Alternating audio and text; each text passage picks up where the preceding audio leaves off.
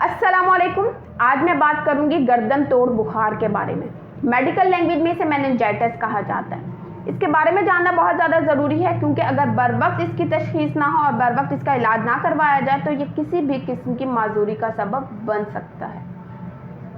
गर्दन तोड़ बुखार इसलिए कहा जाता है क्योंकि इसमें गर्दन अकड़ जाती है। जैसा कि मैंने कहा कि मेडिकल लैंग्वेज में इसे मेनिंजाइटिस कहते हैं क्योंकि जो हमारी मेनिंजेस होती हैं उसमें इन्फ्लामेशन हो जाती है, इसलिए इसे मेनिंजाइटिस कहा जाता है। सबसे पहले समझ लें कि मेनिंजेस होती क्या है। आप सब जानते हैं कि ये हमारे स्कल है और अंदर ब्रेन है।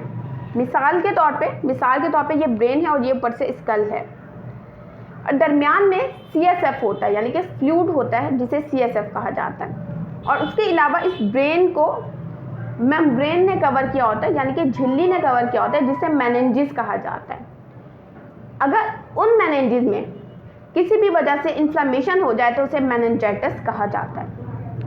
अक्सर इसकी तशखीस बर वक्त नहीं हो पाती क्योंकि इसकी जो इब्तदाई अलामात है वो ये है कि इसमें बुखार होता है, सर में दर्द होता है, वोमिटिंग होती है। तो अक्सर मरीज़ जो है वो घर में ही अद्वियात ले रहे होते हैं और डॉक्टर के पास देर से पहुंचते हैं, जिसकी वजह से वो किसी न किसी किस्म की माजूरी का शिकार हो जाते हैं।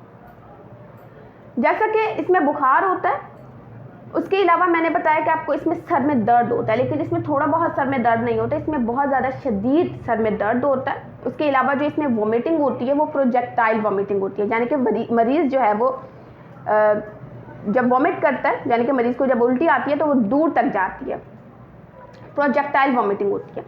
उसके अलावा जैसा कि मैंने कहा था इसमें गर्दन अकड़ जाती है, यानी कि नेक स्टिफ हो जाती है। तो आप इस तरह के मरीज़ की जब नेक को फ्लेक्स करेंगे, यानी कि आप उसकी नेक को इस तरह मूव करेंगे, यहाँ से पकड़ के आप नेक को फ्लेक्स करेंगे तो मरीज़ अपनी दोनों टांगों को मोड़ लेगा।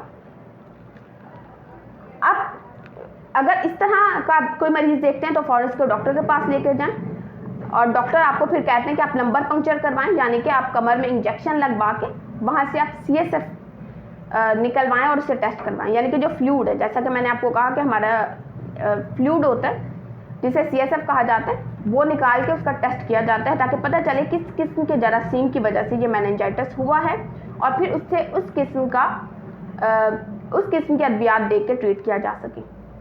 अक्सर मरीज़ डर जाते हैं कि नहीं, हमने कमर में इंजेक्शन नहीं लगवाना, डॉक्टर कहते हैं आप कमर में इंजेक्शन लगवा के वहाँ से पानी निकलवाएं, तो मरीज़ अक्सर डर के भाग जाते हैं। ऐसा ना करें।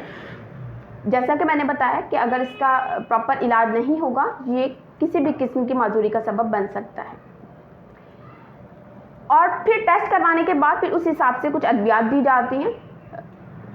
अगर किसी को मेनिंजाइटिस हो गया है और वो देर से डॉक्टर के पास पहुंचा है और किसी किस्म की माजूरी हो चुकी है तो फिर ना सिर्फ आपको उस डॉक्टर को दिखाना चाहिए बल्कि उसके अलावा आपको अगर स्पीच में मसला है तो किसी स्पीच थेरेपिस्ट, या वैसे अगर आपको जिस्मानी माजूरी है तो किसी फिजियोथेरेपिस्ट के पास जाना चाहिए ताकि उसे नॉर्मल फंक्शनिंग की तरफ लाया जा सके। आई होप आपको ये वीडियो अच्छी लगी होगी। अगर अच्छी लगी हो तो इसे लाइक और शेयर कीजिएगा। शुक्रिया।